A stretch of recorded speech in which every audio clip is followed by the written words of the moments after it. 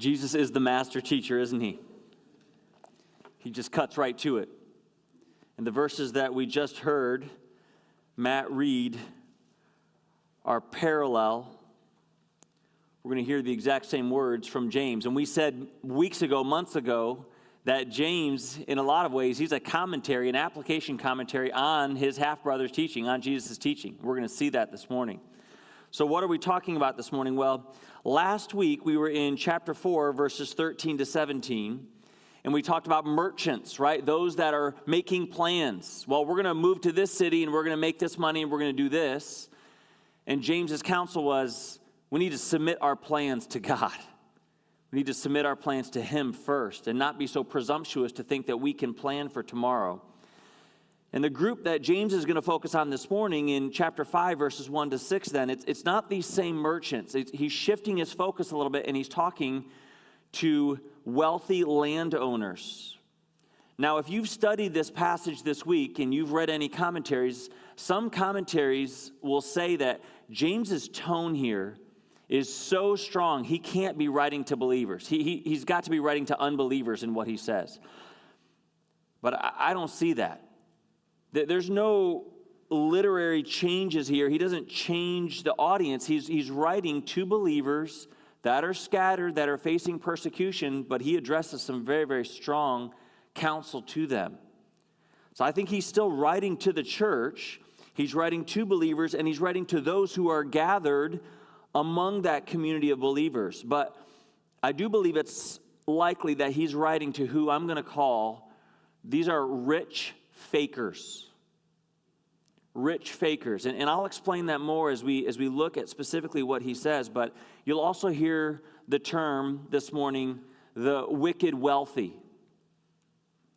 Now, these warnings that he's given, they mirror what Jesus just said in Matthew 6, 19 to 24.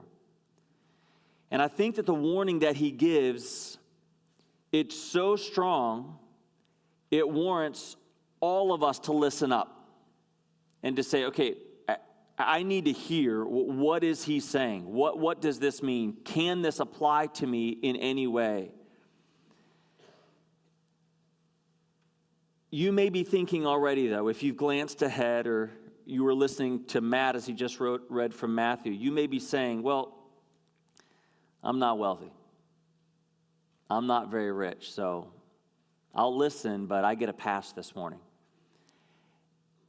It's very easy, I think, in our world today to compare ourselves to some tech billionaire or to some superstar athlete that's just raking in billions and to say, oh, I'm not like that. And no, none of us are. None of us are. It's very easy to compare to others and say, well, I'm not in that camp. But I'd like you to consider this chart for just a moment. This is from the Pew Research, and they were trying to compare income, daily income across the globe. So if you look at the bottom row there, they consider the poor in the world, these are folks that make less than $2 a day. In America, less than 2% of the United States makes less than $2 a day.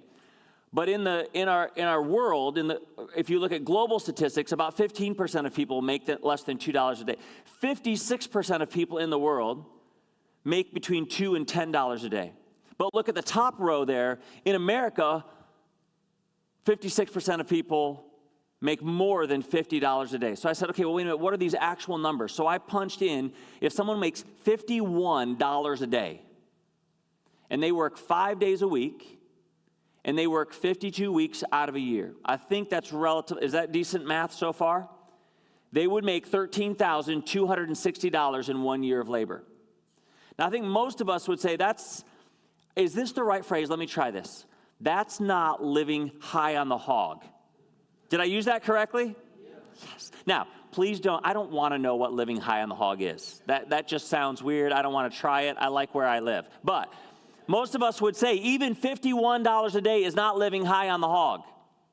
What point am I making? I'm not trying to make anybody feel badly about themselves. What I'm trying to say here is even us, we may say, oh, I'm not wealthy. In comparison to those living around the world, we likely have far greater wealth than we consider. We have more income at our disposal than many of our brothers and sisters that are living in other parts of the world. Can we say that fairly? I'm not trying to make anybody feel badly about themselves. I'm just saying, and we likely have far more income at our disposal than the readers did, most of the readers did in James's day. Okay, so I want us to understand that context as we're reading this passage. He's going to be writing to wealthy landowners and condemning their behavior. But the warning that he gives, it stands as a good, I believe it's an important and it's a needed warning for all of us today. All of us need to hear what James has to say. And the point that James is making is this: a true believer will not act in the ways that he describes in these verses.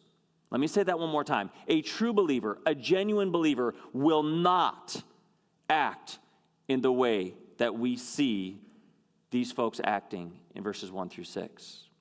So let's see what James has to say in the text this morning. If you're not there already, I invite you to turn to James chapter 5, and let me read verses 1 through 6. James chapter 5, he says this, verse 1, "Come now, you rich, weep and howl for your miseries that are coming upon you. Your riches are corrupted, and your garments are moth-eaten." Sounds just like what Jesus said in Matthew. "Your gold and silver are corroded or corrupted, and their corrosion will be a witness against you and will eat your flesh like fire. You have heaped up treasure in the last days. Indeed, the wages of the laborers who mowed your fields, which you kept back by fraud, cry out. And the cries of the reapers have reached the ears of the Lord of Sabaoth. You have lived on the earth in pleasure and luxury. You have fattened your hearts as in a day of slaughter. You have condemned, you have murdered the just. He does not resist you." Let's pause and pray. Father, you spoke very directly and boldly through James in these verses. Will you please help us to understand? Will you please help us to see what it is that you are saying? And then, Father, will you do the surgery on our hearts that we need? You are the master surgeon. And so we ask you to do your work today. Help us to be humble before you. In your Son's name we come to you. Amen. I believe the key point that James is making in these verses is that failure in wealth management or failure in our finances, it beckons severe judgment from God. That failure in wealth management, it beckons severe judgment from God. And the reason is failure in wealth management is ultimately failure in heart management. It's what we saw from what Jesus taught. It's what we're going to see in this passage. Failure in our finances reveals a heart that has failed to submit to God. Failure in wealth management beckons severe judgment. And so a good question, the question we should all ask then is, okay, so what failures beckon God's judgment? Because I'm not interested in God's judgment. So what do I need to look out for? What do I need to be avoiding? Now, James's writing style, and I love this, he makes a statement or he gives an instruction.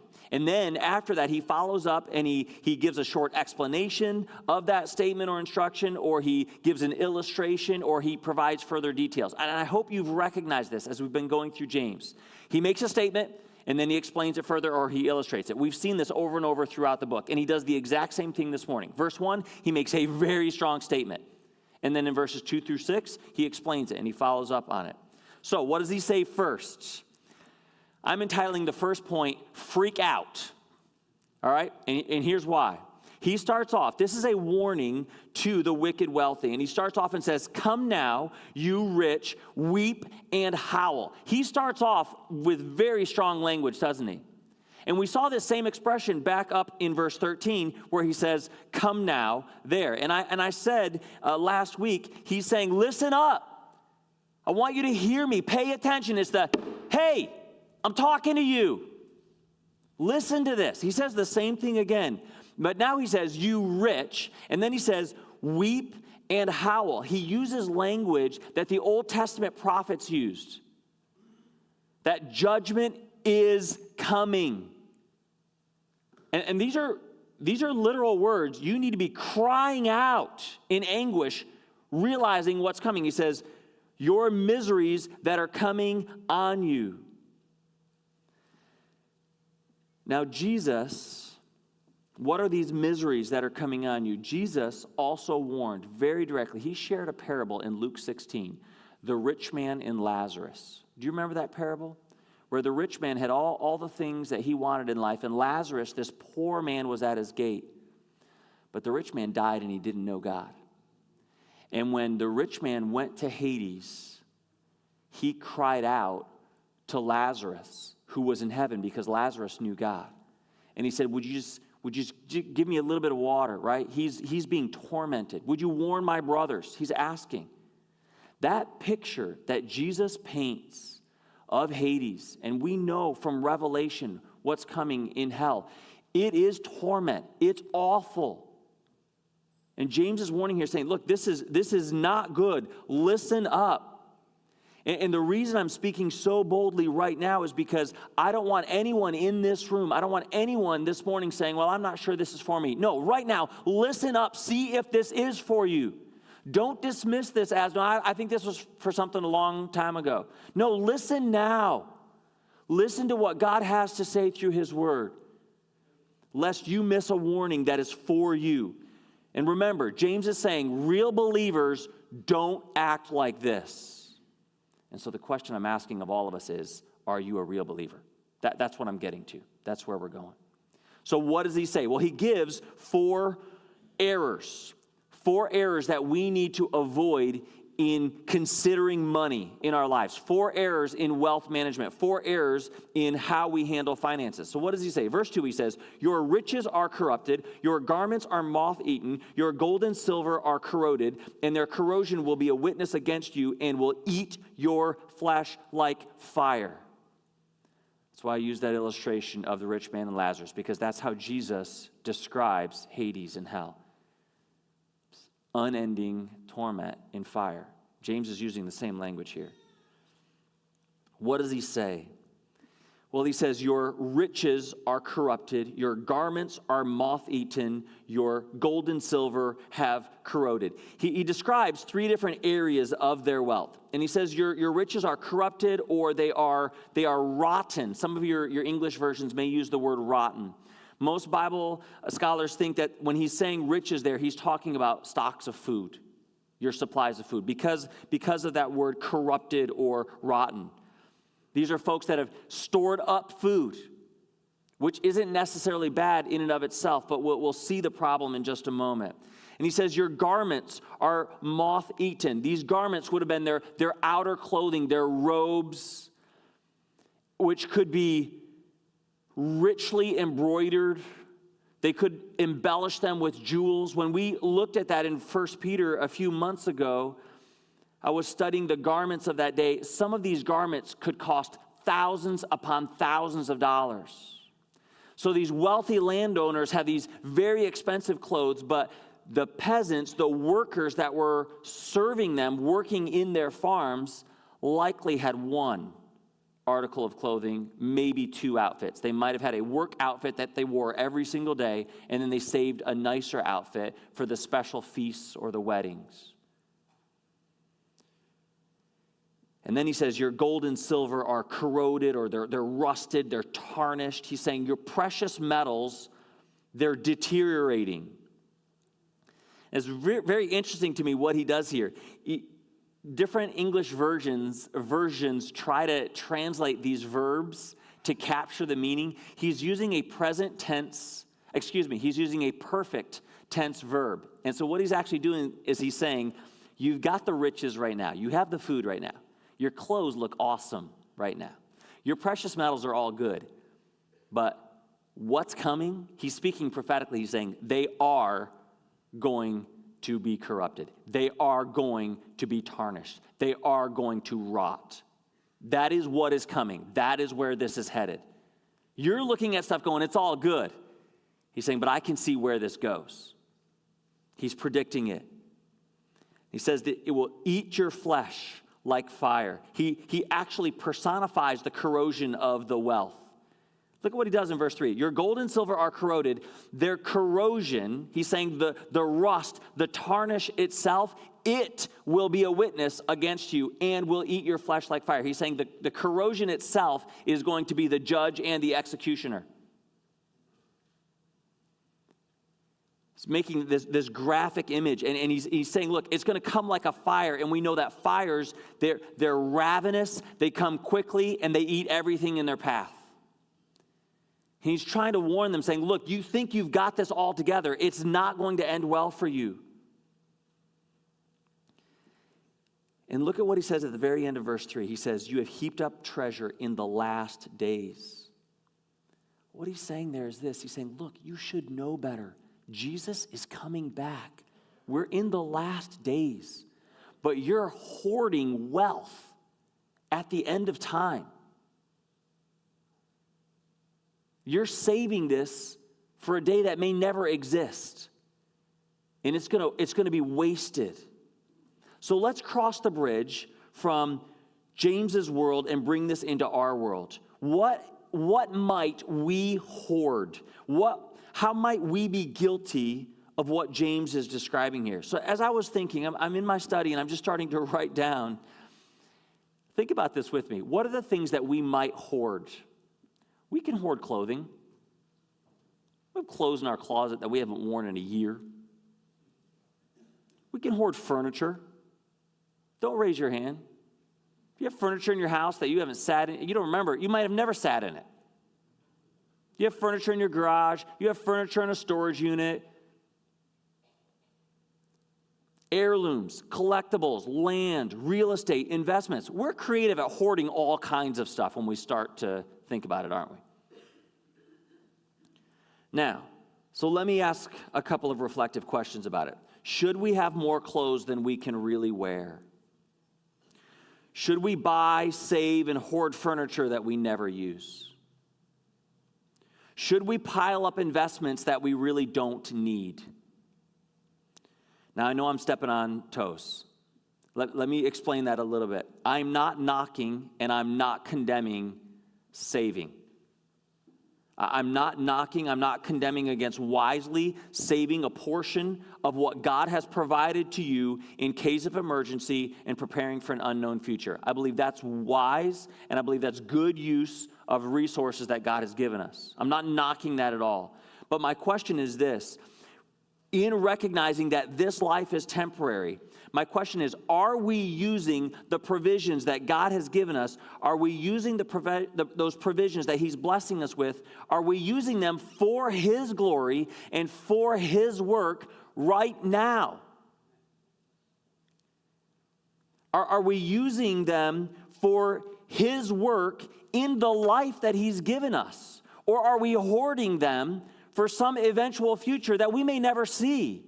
And He has no intent for those things to be used in that way. He wants them to be used now. That's why He's given them to us. Randy Alcorn shares an illustration that I think is really beneficial. And I know that I've shared this with a few, but I don't believe I've shared this on a Sunday morning. And if I have, it's a great illustration, so I hope you'll listen to me again. And he described it this way. I heard this on the radio. He said, think about it this way. God has given you a job. It's a temporary job, and you need to go serve in Tokyo. Have I shared this on a Sunday morning? Some of you are going, I haven't heard it. Well, if you've forgotten it, so I'll share it again. Say you've got a job in Tokyo or Bombay or Berlin. You've got an overseas assignment, and it's a couple months. And so you go to this job. Now, the company, you get there, and they say, look, we're going to pay for your hotel room. You'll stay in a hotel while you're here because it's just temporary, and we're going to actually give you some meal vouchers. We'll cover your expenses while you're here. Now, you will get a salary. You're going to make some money. But the company says, you need to just be aware of this. When we fly you back to Winter Haven, you've just got the plane ticket. You're not taking stuff with you. So don't buy a bunch of stuff here. I mean, you could buy a bunch of stuff if you want, but you can't take it back to Winter Haven. It's just you that's going back to Winter Haven. Now, the money that you make while you're here, and you're going to make good money, you're welcome to send it back to Winter Haven, so it's in a bank account, so when you get back to Winter Haven, you've got the money. But just please understand, you can't take anything with you from Tokyo. And he said, so how many of you, this is Randy Alcorn described these, how many of you get to Tokyo, you're in the hotel room, and you're like, well, I like this bed, but I'm going to get a different bed. And I think I need to add a couch, and I want to add, how many of you, who's going to add furniture to that hotel room? Nobody. You might buy an extension cord so you can have your laptop on your desk. You might buy a lamp because you want a little better reading light. We're not buying furniture for that hotel room. And Mr. Alcorn said, that's our life. Our life right now is the hotel room. Why are we buying stuff right now for this life? It's temporary. Why wouldn't we be investing as much money as we possibly can into our real home? Send it ahead where it can make a difference. Wow, that resonated with me. What are we doing with the resources that God has given us now? Well, he goes on. That's the first error, foolish hoarding. Foolish withholding is the second one. He says in verse 4, indeed, the wages of the laborer who mowed your fields, which you kept back by fraud, cry out. And the cries of the reapers have reached the ears of the Lord of Sabaoth. What he's addressing here, the wages of the laborers who mowed your fields, you've kept back by fraud. The Mosaic Law specifically says to pay the day laborer that day. Leviticus 19:13 says this, you shall not cheat your neighbor, nor rob him. The wages of him who is hired shall not remain with you all night until morning. What James is describing here is this. These wealthy landowners, they would have workers come in and work that day. But they needed to be paid that day so that they could then buy food and provide for their families. And these wealthy landowners were keeping the profits, and they were not paying them. And he says at the end there, the cries have reached the Lord of Sabaoth. And you might have the Lord of hosts. You might have the Lord Almighty. In the New King James, that Sabaoth, that name of God is taken right out of Hebrew. And it's a name of God that Isaiah loved. It's the God of angel armies. It's describing the God who is our God, who is the commander-in-chief of the angel armies. So James is actually saying, with you withholding the wages that you were supposed to pay, you have now, the cries of those that you have wronged, they've reached the ears of the commander-in-chief of the angelic armies. Not good. Not good. And again, he personifies, I love how the language that James is using here. He says, the wages, that money that you haven't paid, those wealthy landowners, the wicked wealthy, they had not paid those wages, and the wages are crying out. And the reapers are crying out, and God has heard. So these wealthy landowners, in our farming today, we've got giant combines, don't we? We've got tractors that can spray the pesticides and can spray the fertilizer. We have automated milkers, right? The cows come in and it somehow all gets taken care of. It's absolutely amazing if you've seen some of these massive automated farms now. That wasn't their world, was it? These wealthy landowners, they had people that worked for them. And those people depended on their daily wages. When we first moved to Niger, I was driving to work early in the morning, and then I noticed that a lot of early mornings, the sun is just coming up, and there would be these little stands that would pop up all over the city where people they're frying up donuts, or they're frying up little potato cakes, or they're warming up some red tomato sauce, and they would spread the red sauce on on baguettes. And people would come by, and they're buying breakfast. They're buying their breakfast on their way to work. And I was watching this day after day going, man, that's got to add up. Why wouldn't they eat at home? It's cheaper to eat at home than buying breakfast every day on the way to work. And then I realized I'm a doofus. These folks don't have refrigerators. They're living in little houses with other people, and they don't have stoves. They don't have refrigerators. They're going to work, and they need to get paid that day because they're going to buy supper on the way home. The meat sticks, right? I mean, I'm going, wow, I'm judging their spending habits based on my perception of money and on my reality, not their reality. Does that make sense? And that's the case of James's listeners here, his readers here. They needed that money that day to buy their breakfast and their supper, to provide for their family. And so to draw that to our context today, how might we be guilty of withholding? The first thing that came to my mind was, am I tipping appropriately at restaurants? Am I helping those? Am I paying those who are working, providing for me? And let me humbly suggest, as your pastor, if you can't afford to give a good tip, then eat less. And if you can't afford to tip, maybe you don't eat out at all. But we need to be tipping well. We need to be paying people their wages. Are we paying the bills? The workers that may come to your house or may fix stuff, are you paying them well? If you're an employer, are you paying fair wages? Or are you withholding money that God has given you? It's meant to go out. It's meant to pay the laborers. He goes on in verse 5. And he talks about indulging. You have lived on the earth in pleasure and luxury. You have fattened your hearts as in a day of slaughter. Now, what he's talking about here is he's talking about pursuing personal pleasure and gain at the expense of others. He's describing, the words that he used here, it describes this headlong pursuit of comfort, this headlong pursuit of ease with a total indifference to the suffering that others are experiencing around us, the needs that others are experiencing. And he uses this phrase, he says, you're fattening up your hearts as in a day of slaughter. As I was reading the background commentaries, trying to understand who were these folks and what was happening in this context, one of the commentators was explaining meat was a luxury. It may only be eaten at the festivals 1 or 2 times a year. And when I read that, it immediately drew my mind. There was a missions trip, and a group of students went out into the desert, and they were working alongside a community. They were helping them with planting, and they were working all day, digging holes so they could plant seeds, and they were working hard. And what was happening while the students and the people in the town were working on the planting, then can I just show you how cool this is? In this kind of land, you get a rainstorm, and the seeds are just going to wash off. And so some folks have realized if you dig a little hole and you put the dirt right next to it, you can drop the seeds in the hole, you put a little bit of fertilizer in the hole, and put a little bit of hay or straw on top of it to protect it from birds.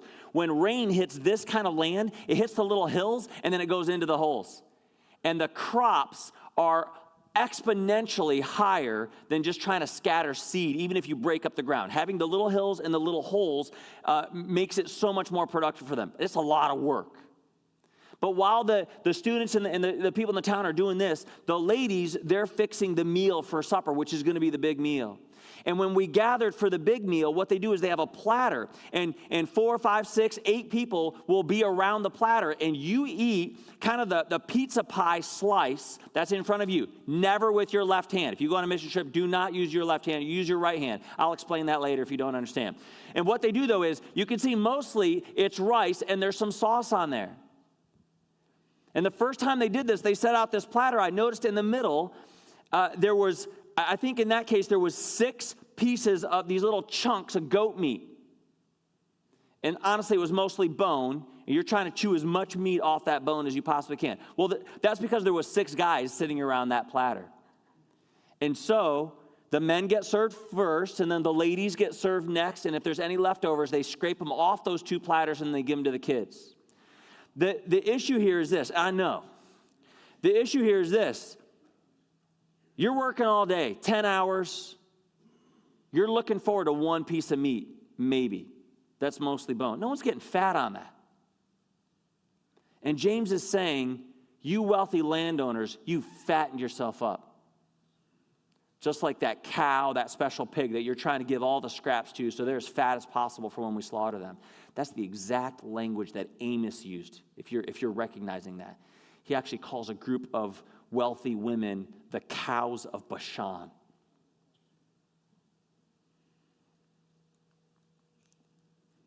The point that James is making here, he's illustrating, is that the poor day laborers, they're struggling to get enough to eat, and the wealthy landowners are gorging themselves. The irony is obvious, it's palpable. And so James is clearly condemning this behavior. So let's consider this sin of indulgence. What might this look like in our lives? This unrestrained pursuit of something I want or I desire. What I'd love for you to do is to consider two different aspects of your life. And I'd like for you to be honest about this. First of all, your time. How much time are we spending serving others versus indulging myself with me time? Well, I need to relax. Well, I need to unwind. Well, I need to... I'd encourage you to, this afternoon, do a time audit. Get out a piece of paper and look at this past week. If you can't remember this past week, then make a commitment to yourself. You'll chart it out this week. At the end of each day, jot down how much time you've spent serving others and how much time you've spent serving yourself. Do an audit of your indulgence with your time. What would that reveal about your pursuit of yourself? The only way this works, though, is if you're honest. It's the only way it works. And if you try it this week and you're like, well, this week was an anomaly, I had extra work, I really had to do this, then do it for 2 weeks. Do it for a month. But ask yourself, in God's eyes, from God's perspective, am I being indulgent toward myself with my time? Or am I using my time to glorify Him? Secondly, I think the obvious question we need to ask is about how we're using our money. Consider how much of your budget is going towards helping others, and how much do you spend on non-necessities? I'm not talking about paying rent. I'm not talking about putting gas in your car. I'm not talking about paying your insurance. That's not what I'm talking about. I'm talking about that money that we then choose to, well, we can do this with it. Well, we can do that with it. I need that third cup of coffee. That was good. The first two were awesome. I'm sure the third will be better. How much of our budget is going towards helping others, and how much of our budget is going towards, well, I want to spend this on this for me? Again, this is only helpful if we're honest. And the question is this: we need to be asking ourselves, is God pleased with my spending habits? Or are there areas that I'm indulging myself, and God really wants me to be using those provisions in a different way? Then lastly, James talks about ignoring others. He says in verse 6, you have condemned, you have murdered the just or the righteous. He does not resist you. Now, I think there's two ways of understanding this. A number of commentators believe that these wealthy landowners, they were actually using the court system to get more land and to put people in jail, or even having people murdered that, well, they won't pay their bills. Okay, fine. But as I understand this, I think probably a more likely scenario here is he's condemning the landowners because they're not paying the wages and they're not providing for their workers in the way that they should. And so what they're doing is they're condemning. That means to pass judgment or pass sentence, but they're condemning in the sense of they're considering their workers as not that important. They're saying, well, I need this money for this, so I'm going to withhold the wages. They didn't really work that hard, or whatever excuse we want to make. So by withholding the wages, they're actually starving their workers. They're neglecting them. There's an ancient quote that says, to take away a neighbor's living is to commit murder.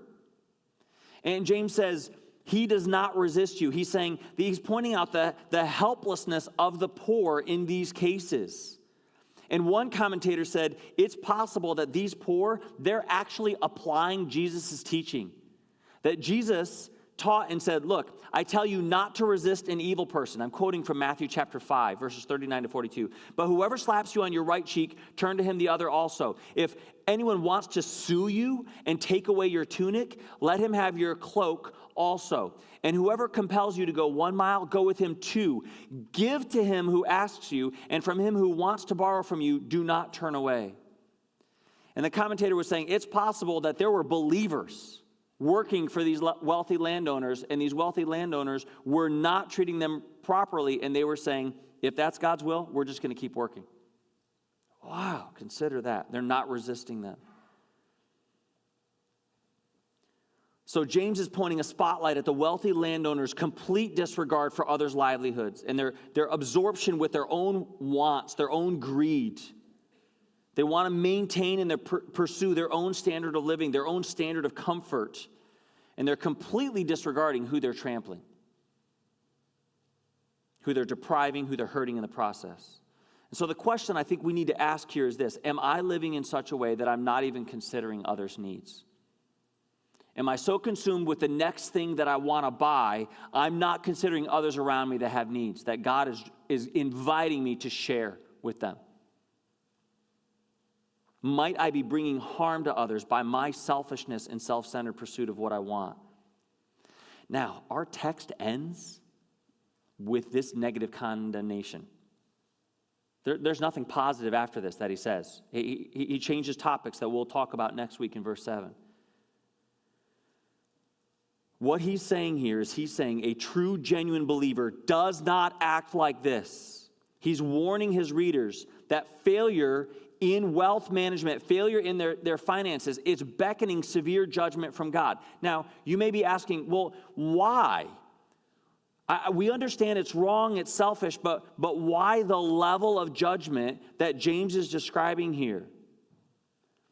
And the reason that I think the words are so strong, why this is such a powerful passage, is because the way that we approach our finances reveals our hearts. It reveals our natural heart, our natural bent as human. And if we're acting in this way, it reveals an unredeemed heart. It reveals a heart that God has not transformed. It's a heart that's living in rebellion and disobedience toward God. And God's justice demands that this kind of behavior be judged. Well, what do I mean by that? Here's what I'm saying. Apart from Christ, apart from the saving work of Jesus Christ, left to myself, I will do what I think is best for me. Left to myself, this is exactly how I'm going to live. Because I'm going to look out for number one. I'm going to try to make sure my needs are met. Apart from Christ's work, this is who we are. I'm going to try to get my way, and I'm going to try to live for my advantage. And I don't think that you're that different than me. Some of you may be a little better. I'll grant you that. I see it in you. But if we're really honest, we're going to live for ourselves. So that's why this is such a big deal. God doesn't leave us here. He doesn't leave us in our selfishness. He beckons us to recognize its ugliness. And he invites us to give that ugliness to Him to transform. We can't, you've got to hear me on this, listen to me on this. We can't actually change this about ourselves. What I don't want you to hear this morning is I don't want you to see these and go, oh, yeah, I struggle a little bit with hoarding, and I have withheld a little bit. I'll try to bump up that tip a little bit. I don't think I'm indulging. I'm definitely not ignoring, but I'll work on those two. I don't want you to hear these four and say, well, I need to work on this a little bit. We actually can't change our inner nature, our selfishness apart from Christ. We actually can't. You shouldn't go out from here and give a bunch of money to a poor person so that you can feel better about yourself, and somehow that's going to avert God's judgment. That will not avert God's judgment because it hasn't changed your heart. It hasn't changed your heart. And that's why this is such a big issue. And James is saying, look, you think, he's writing to believers who are in a church community. They think they're all good. And he's saying, this isn't good. There's a problem. This is revealing your heart is not right. You need to get saved. You need God to transform that heart. Are you hearing the level of concern that James is speaking here? Judgment is what is in front of you if this is true about you. Paul tells us, Ephesians 2, it is by grace you've been saved through faith, and this is not from yourselves. It is a gift of God, not by works, so that no one can boast. And that's the key. You cannot eliminate the greed and the selfishness from your life by trying harder. Only God's grace can change my heart and your heart. And that grace comes when we simply open our hands to Him and we ask Him to forgive us. We recognize the ugliness. We're seeing it saying, yes, I am indeed selfish. God, would you please help me because I can't fix this. And that prayer of repentance, that prayer asking God to forgive, asking God to redeem, asking God to help, He will hear and He will answer. But we must believe that He can and will save us from ourselves and from our own selfishness. Now, I do believe that many, I hope most, perhaps all that are in the room, you're saying, Pastor Dave, I know that God has redeemed me. He has done a work in my heart. I am concerned about the poor that are around us. But I am seeing a few of these. They're temptations for me. What do I do? How do I address this? Let me just share two passages for you to read this afternoon. Two passages to look up and to consider. I'm calling this financial obedience. The first is Jesus' teaching in Luke chapter 12. I encourage you to read Luke chapter 12, verses 13 to 34. Focus on what he says in verse 15 and then verses 33 to 34 especially. And then secondly, I encourage you to consider 1 Timothy 6. 1 Timothy 6. Paul is teaching Timothy. He's teaching Timothy how to shepherd his flock. And he says this. Listen, I'll quote this one because I love this. Paul says to Timothy, instruct those who are rich in this present world. And I said at the beginning of the message, that's all of us in this room. Instruct those of us who are rich in this present world not to be conceited or to set their hope on the uncertainty of riches, but on God, who richly supplies us with all things to enjoy. God supplies us. It's from Him. And He wants us to use it for His glory. He richly supplies us with all things to enjoy. So don't feel guilty that you can get in a car and you can drive home. Thank God that He's given you a car. Enjoy it. Instruct them to do good. I love this. Instruct them to do good, to be rich in good works, to be generous and ready to share, storing up for themselves the treasure of a good foundation for the future, so that they may take hold of that which is truly life. That's what Randy Alcorn was talking about. Give it to God, send it ahead. Store up treasures in heaven. All right, so what has James said today? He said failure in financial management beckons judgment from God. When we hoard, when we withhold, when we indulge, when we ignore, these are all errors that point to heart issues. So the question is, are you right with God this morning? Will you bow your heads and close your eyes? I'd like to ask you to consider a question this morning. My question is this: as we've listened to God's word, is God squeezing your heart? Is He putting pressure on you and revealing to you that your faith isn't real? As James has been describing these rich fakers, these wicked wealthy, you've realized that you're faking too. And you may not consider yourself wealthy. That's actually irrelevant. The point is, your heart, your life, your priorities, they've been about you. They've not been about God. And you're seeing it clearly this morning. If God is bringing this to your attention, He's telling you, listen, you've been faking. That is God drawing you to Him. He's calling you. He's beckoning you to come to Him. And what you need to know right now is if you ask Him to forgive you, He will. It doesn't matter what you've done. It doesn't matter how long that you've run away from Him. He will forgive you. Now, I'm not going to embarrass you, but I am asking you, I'm imploring you to respond to God's calling. Cry out to him right now and ask him to forgive you for the sins that he's pointing out. After this service, I would love to speak with you. Please find me, find one of our pastors. Let us know that you want to pursue God and you've been faking, and we will help you. We'll pray with you. We'll help you to find the next step. If for some reason that can't happen, there's a card in the seat back in front of you. After the service, fill in that card and say, I need to be forgiven by God. Will you please help me? Write down your name and your phone number, and we will give you a call. I'll follow up with you, or a deacon will follow up with you. We would love to help you.